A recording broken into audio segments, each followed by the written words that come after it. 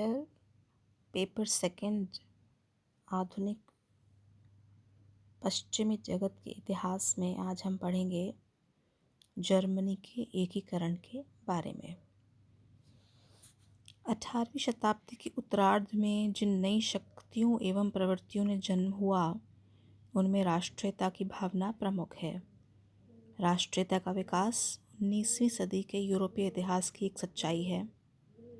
दूसरी ओर प्रतिक्रिया की शक्तियां उनका दमन करने का प्रयास करती रहीं। यह एक प्रकार का संक्रमण काल था। इस युग में द्वंद्व चलता रहा, किंतु राष्ट्रीयता की भावना ने युग को आगे बढ़ाया। इसी राष्ट्रीयता की भावना ने जर्मनी को भी एक दिशा दी। जर्मनी में राष्ट्रीयता की भावना का श्रेय किसी को जाता है तो वह नेपोलियन है। नेपोलियन का सबसे ज़्यादा दबाव जर्मनी ने ही महसूस किया और वहीं उसकी सत्ता को सबसे बड़ी चुनौती का सामना करना पड़ा। वस्तुतः जर्मनी में नेपोलियन की सरकार बनना एक दुखद किंतु लाभदायक घटना थी। यह स्मरणीय है कि फ्रांसीसी क्रांति से पहले जर्मनी यूरोपीय देशों में राजनीतिक दृष्टि से सर्वाधिक विभक्त देश था, जिसमें लगभग 300 राज्य थे।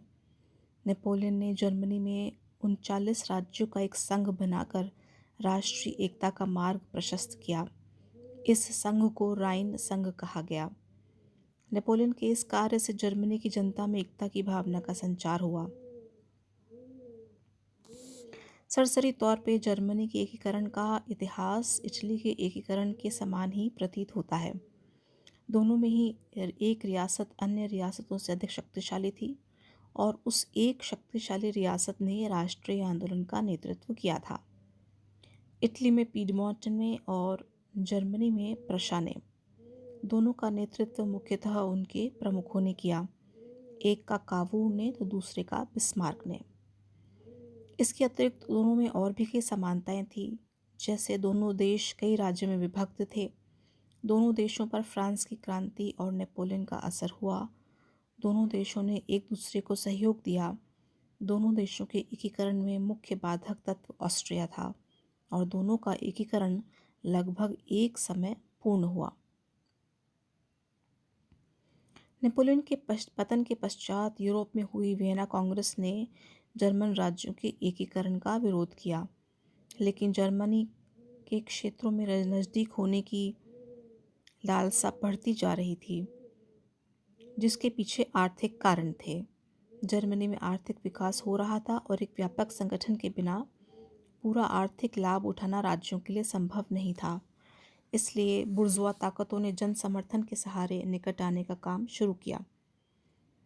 किंतु प्रतिक्रियावादी युग के प्रतीक ऑस्ट्रिया का मेटरनिख और कई यूरोपीय शासकों को साथ लेकर किसी भी परिवर्तन की आकांक्षा का गला घोटने के लिए दृढ़ निश्चयी हो गया था। जर्मन राज्यों के एकीकरण का विरोध करते हुए वियना कांग्रेस ने उसे एक शक्तिहीन संघ के रूप में ऑस्ट्रिया के प्रभाव में रख दिया। ऑस्ट्रिया को इस संघ का अध्यक्ष बनाया गया। इस समझौते के अंतर्गत किसी भी शासक को जर्मन सम्राट का पद नहीं दिया गया। जर्मनी में कोई केंद्रीय संघीय संस्था नहीं थी जो राज्यों की शक्ति पर नियंत्रण कर पाती। जर्मनी की संघीय डाइट समझौता करने वाली एक संस्था मात्र साबित हुई, जिसमें जर्मन रियासतों के शासकों द्वारा मनोनीत प्रतिनिधि ही शामिल हो सकते थे। मोटे मोटे तौर पर जर्मनी के राज्यों को 3 भागों में विभाजित किया जा सकता है, उत्तरी, मध्य और दक्षिणी। उत्तरी भाग में प्रशा, सैक्सनी, हैनोवर, फ्रैंकफर्ट आदि राज्य थे, जबकि मध्य भाग में राइनलैंड और दक्षिण में वुटेम्बर्ग, बवेरिया, बादेन, पैलेटिनेट, हेस, डर्मास्टेट आदि राज्य थे। आकार और सैनिक शक्ति की दृष्टि से प्रशा सबसे शक्तिशाली था। इन राज्यों की सामाजिक और राजनीतिक प्रणालियां भी पिछड़ी हुई थीं। अनेक राज्यों में बटे होने के कारण जर्मनी का आर्थिक विकास बहुत ही निम्न स्तर का था। यह उल्लेखनीय है कि जर्मनी राज्य राजनीतिक दृष्टि से विखंडित होते हुए भी एक दूसरे से थोड़े बहुत जुड़े थे। इसका पहला कारण ये था कि इन राज्यों में पवित्र रोमन सम्राट के प्रति सैद्धांतिक रूप से आदर की भावना थी और दूसरा प्रमुख कारण डाइट का अस्तित्व था, जहाँ पे विभिन्न राज्यों के प्रतिनिधि एक ही मंच पर एकत्र होते थे। तो ये तो थी जर्मन एकीकरण की पृष्ठभूमि। अब हम पढ़ेंगे जर्मनी के एकीकरण के बाधक तत्व क्या थे। मुख्य बाधाएं इस प्रकार थी। सबसे पहला, जर्मनी के राज्यों की धार्मिक, राजनीतिक, सामाजिक और आर्थिक असमानताएं। दूसरा, जर्मनी की समस्याओं में ऑस्ट्रिया का हस्तक्षेप। तीसरा, अधिकांश जर्मन राज्यों की शिथिल सैनिक शक्ति। चौथा, जन सामान्य में जागृति का अभाव। पांचवा, विदेशी शक्तियों की जर्मनी के मामले में रुचि। इन सब बाधाओं के अतिरिक्त ऑस्ट्रिया की नीति यह भी रही कि जर्मनी में राष्ट्रीय एकता स्थापित न हो और हैब्सबर्ग राज्य की प्रधानता बनी रहे। 1815 से 1850 तक जर्मनी की एकीकरण की प्रगति मंद रही। इसके कुछ कारण इस प्रकार थे। सबसे पहला, जर्मनी को वह शारीरिक और मानसिक थकावट दूर करनी थी जो नेपोलियन के साथ युद्धों के कारण हुई। दूसरा, जर्मनी में राजनीतिक विषमताएं थीं। प्रतिक्रियावादी ऑस्ट्रिया के हैब्सबर्ग साम्राज्य के अधीन जर्मन राज्य की स्थापना चाहते थे।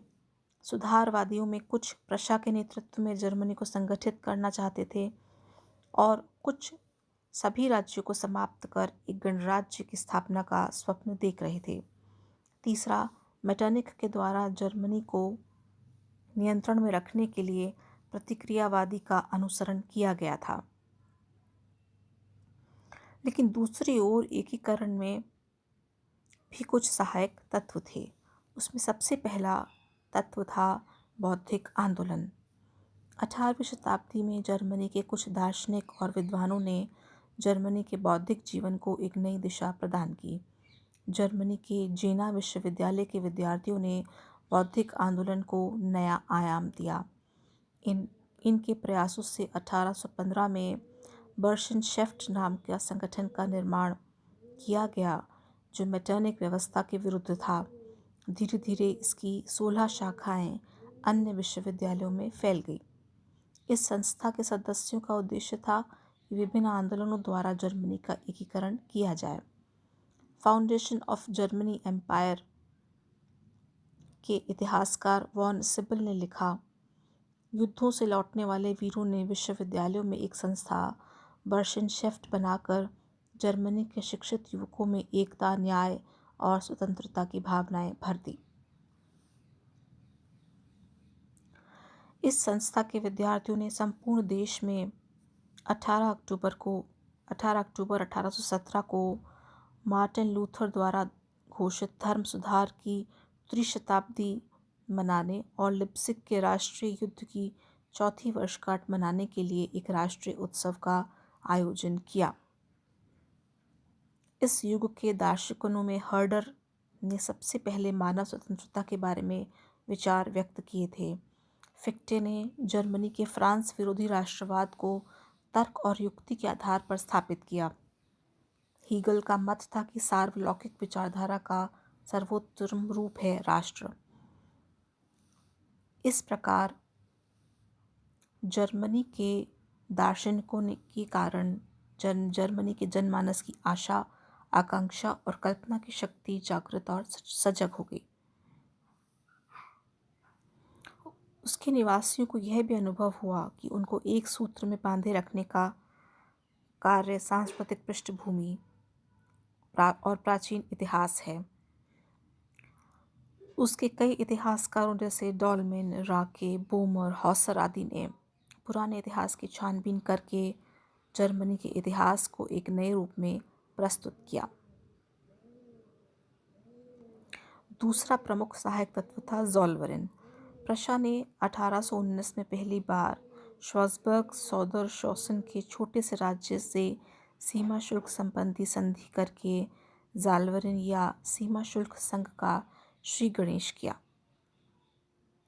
अर्थशास्त्री फ्रेडरिक लिस्ट की इस विचारधारा इस अर्थनीति की पृष्ठभूमि में कार्यरत थी। वह राष्ट्रवादी होने के कारण आर्थिक राष्ट्रवाद में विश्वास रखता था और उसका यह मत था कि जर्मनी की सीमा के अंदर निःशुल्क वाणिज्य नीति प्रचलित होनी चाहिए, जिससे जर्मनी की अर्थनीति में एकता स्थापित हो सके।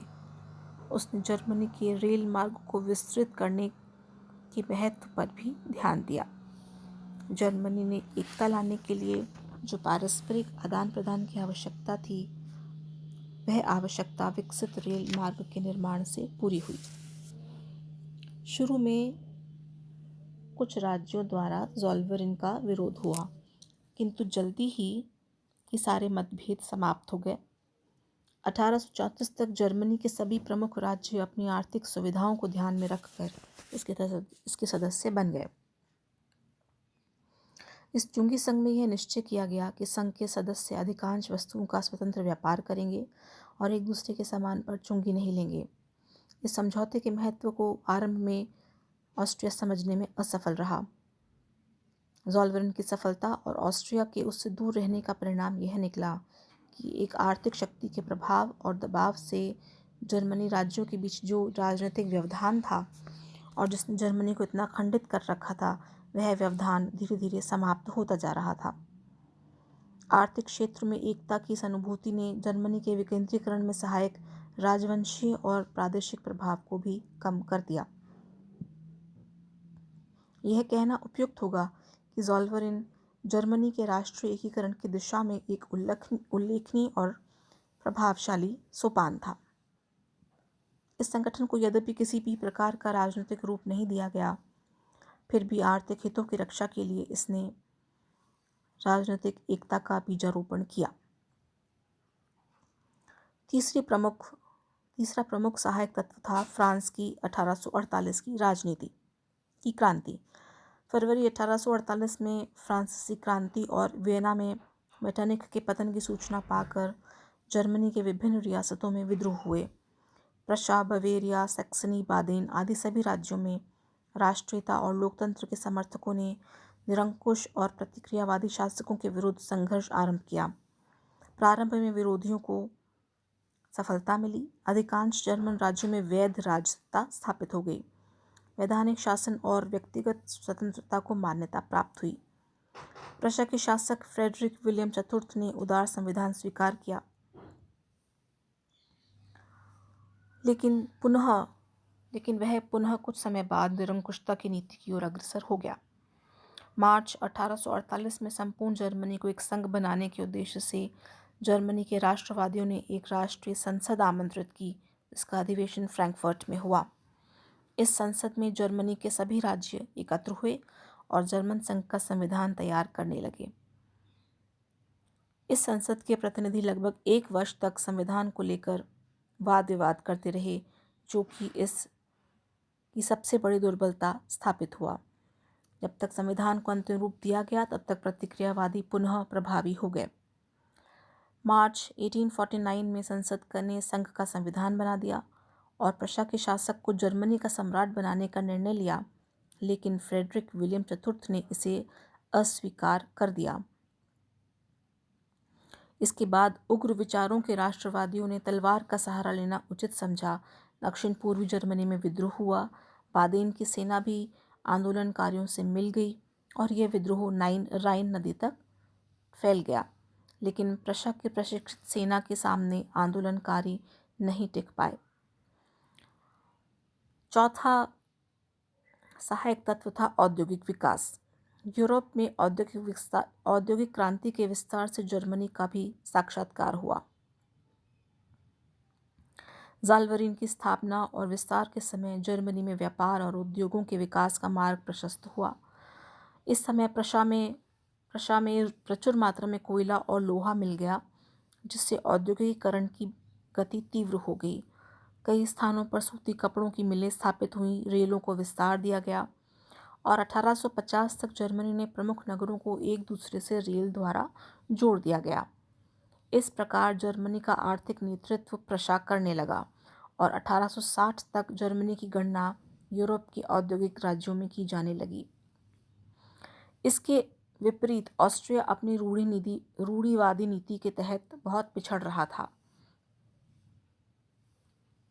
औद्योगिक विकास के परिणाम स्वरूप समाज में उदित नए पूंजीपति वर्ग ने जर्मनी के राजनीतिक जीवन पर अपना प्रभाव जमा लिया। इस वर्ग की इच्छा थी कि जर्मनी के छोटे छोटे राज्यों को समाप्त कर एक संयुक्त जर्मनी का निर्माण किया जाए, जिसमें उद्योग धंधों पर कोई प्रतिबंध न रहे। पूंजीपति वर्ग का सहयोग मिल जाने से एकीकरण के आंदोलन को ऐसा बल प्राप्त हुआ जो पहले के आंदोलनों को नहीं प्राप्त हो सका था। और आखिरी सहायक तत्व हम कह सकते हैं विलियम प्रथम और उसके सैनिक सुधार। 1861 में विलियम प्रशा का शासक बना। उसके विचार सुलझे हुए थे और वह परिश्रमी, ईमानदार और व्यवहारिक शासक था। उसको प्रशा पर गर्व था और वह प्रशा को हर तरह से नेतृत्व प्रदान करने का इच्छुक था। उसका दृढ़ विश्वास था कि प्रशा के सुदृढ़ राजतंत्र के माध्यम से ही जर्मनी का एकीकरण संभव है। वह प्रशा की सेना का पुनर्गठन चाहता था और उसने नए युद्ध मंत्री और नए प्रधान सेनापति के सलाह से सेना के पुनर्गठन और सुधार की योजना तय की। लेकिन एक बड़ी सेना बनाने के लिए विस्तृत धन की जरूरत थी और इसके लिए निम्न सदन यानी प्रतिनिधि सभा की स्वीकृति की आवश्यकता थी। विलियम ने संसद का सहयोग प्राप्त न होने पर संसद को भंग कर दिया और संसद का नया निर्वाचन कराया। लेकिन दोबारा निर्वाचन में भी उदारवादियों का ही बहुमत था, इसलिए एक संवैधानिक गतिरोध उत्पन्न हो गया। अब विलियम, जो सेना के सुधारों की योजना त्यागना नहीं चाहता था, धर्म संकट में पड़ गया। ऐसे समय में उसने बिस्मार्क को अपना चांसलर नियुक्त किया, जो उस समय फ्रांस में प्रशा का राजदूत था। और हम आगे देखते हैं कि चांसलर बनने के बाद बिस्मार्क ने किस प्रकार जर्मनी के एकीकरण का मार्ग प्रशस्त किया।